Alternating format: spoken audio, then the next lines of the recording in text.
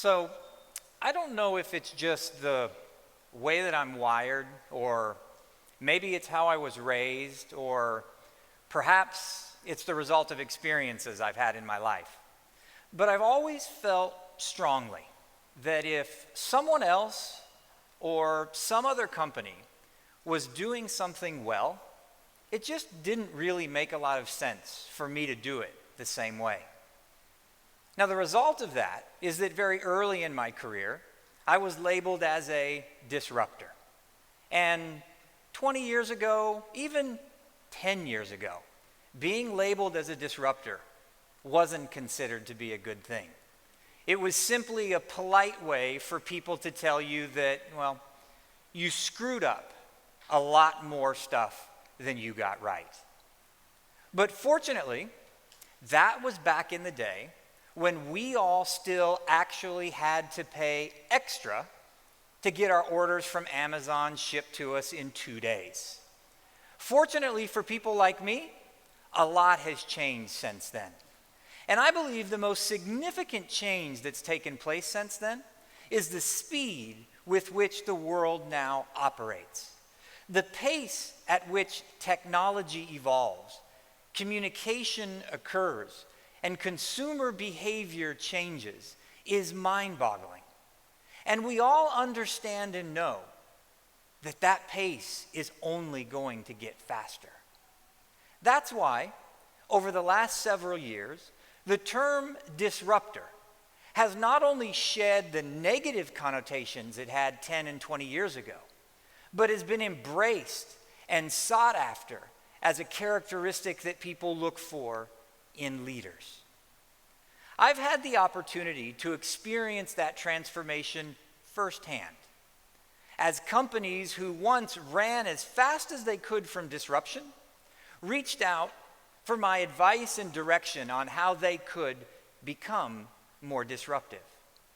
And as ironic as it may seem, as I've worked with those companies, what I've found is that there's actually a definable and repeatable process, a system, if you will, that allows companies and individuals to create game-changing value through disruption. And what I've also found is that system works just as well to help individuals disrupt their personal life as it does companies disrupt their professional life. The same system that in a matter of months can help a company go from losing market share to becoming a market leader can be used by someone struggling to lose 40 pounds to become an avid runner. And it's that disruptive system that I'm excited to share with you today. It has 3 components, and the first component is values. Values serve as the foundation for disruption. Values are what gets you through the most difficult period of disruption, a period that I like to call the zone of disruption. It's that time period where the stress and the anxiety that inevitably comes with disruption reaches a level so significant that you begin to first consider whether it's time to quit. The zone of disruption is that period when other people begin to look at you and roll their eyes, or they look at you and laugh, or they begin to tell you all the reasons that you're going to fail.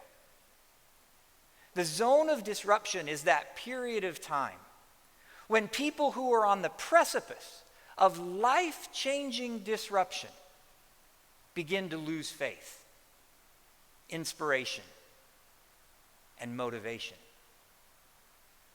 It's during those periods of time that your values propel you through the zone of disruption to the point where disruption truly creates value. So if you want to disrupt professionally and personally, you have to start with the foundation of what is it that's really driving the desire in you to be disruptive. And you can figure that out by asking yourself one simple question over and over and over. That simple question is, but why does that matter? Let me give you an example.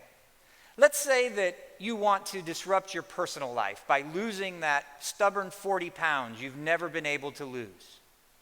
Ask yourself, but why does that matter? Well, because I want to be healthier. But why does that matter? Because I want to feel better. But why does that matter? Because I want to be more active. But why does that matter? Because I want to spend more time with my kids.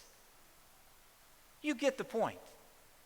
But what you can see is that by asking that question in a matter of seconds, you've gone from going to the gym every day to lose 40 pounds to going to the gym in order to spend more time with your kids.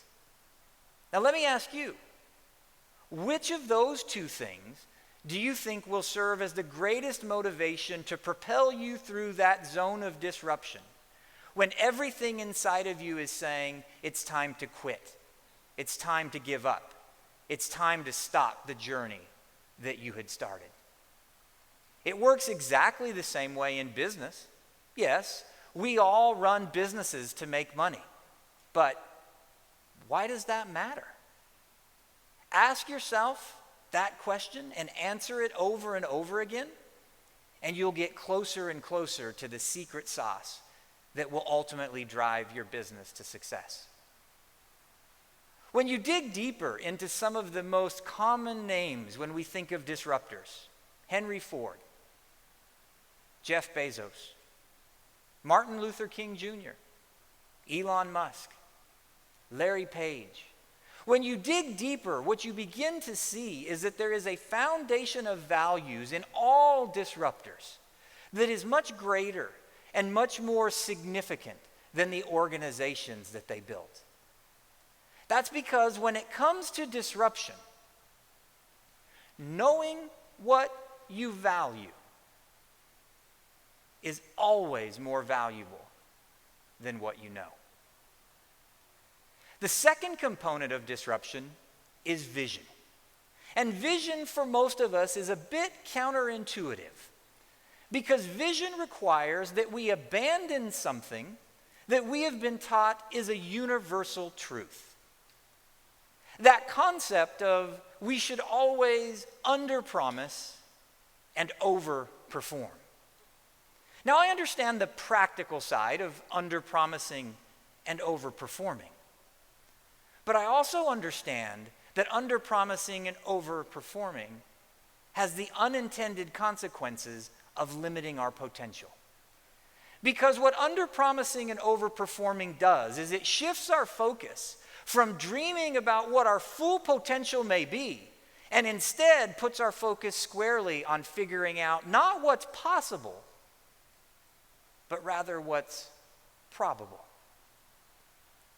When we focus our attention on underpromising, we eliminate the ability for people to imagine everything that they could become. We eliminate the opportunity they have to imagine everything that they could achieve. We eliminate the opportunity they have to think about how significant the impact they could have would be because their focus is on what they know they can deliver. When we think about values, it's about driving us through that period. And when we think about vision, it's about inspiring others. Perhaps the best example of that is the lottery. Think about how the difference in the size of the lottery jackpot changes the way that we behave. When the jackpot is $500 million, people are lined up to buy a ticket. But if the jackpot is only $50 million, there are no lines. Now, I'm sure that's because a measly $50 million wouldn't change any of our lives. But my guess is that's not the case. The idea is that when the jackpot is $500 million, we're more motivated to buy a ticket because we want to be part of something much bigger than we ever imagined possible. But the interesting thing when you think about it is that when we stand in line to buy that $500 million ticket, we all know we're not going to win.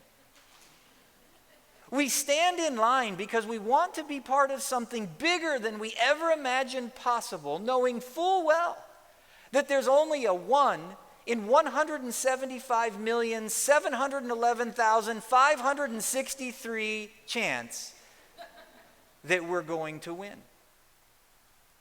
Now let's extend this analogy just a little bit further, though. Imagine that you purchased a losing $500 million lottery ticket, but yet you were given a consolation prize of $50 million. Would you be disappointed? No, probably not. But isn't that the definition of overpromising and underperforming? But think about the fact that if the jackpot had originally only been $50 million, you might not have been as motivated to buy that ticket in the first place. Martin Luther King, when he shared with us his dream, overpromised. It's been 56 years since he shared his dream, and we still haven't delivered on the promise. But no one would argue that the overpromise hasn't had an amazing impact on the world. Our instinct when we think about disruption is to underpromise so we can over-deliver. But in reality, disruption starts with overpromising to inspire people to follow a vision. Because when you think about disruption,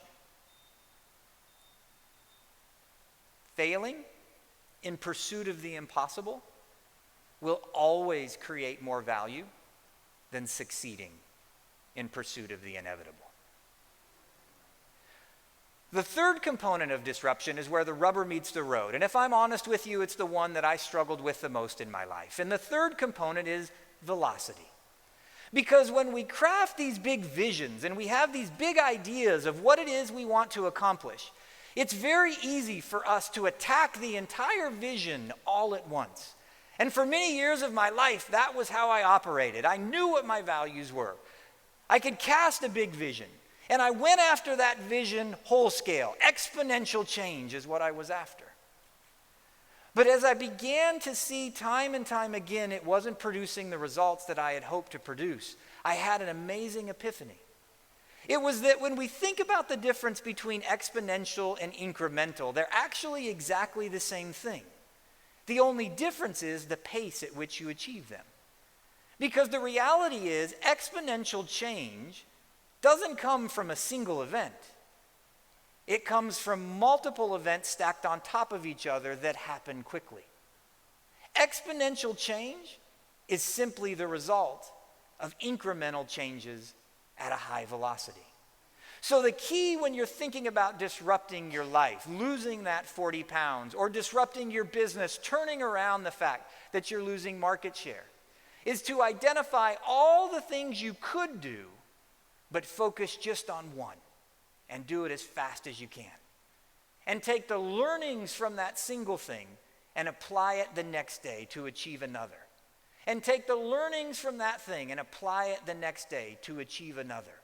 And to create a velocity that's so rapid, before you know it, all of the small incremental changes that you've been able to achieve have turned into exponential and life-changing disruption. So as you begin to think about whether or not disruption is for you, I would encourage you to think about the fact that without disruption, you may never achieve your full potential. Embrace the fact that you should ask yourself in everything you do in life, whether it's personal or business, but why does that matter? So you know what the values are that truly motivate you. And don't be afraid to overpromise and underdeliver. Because in overpromising, you inspire people to think in ways and do things they've never imagined they could do before. And execute at a high velocity So you make incremental progress every day, learning along the way until you reach that point of exponential change, value creating disruption. So my encouragement to you is to take these 3 steps, this disruptive process, and commit to using them and embracing disruption so that you can truly unleash the more powerful you.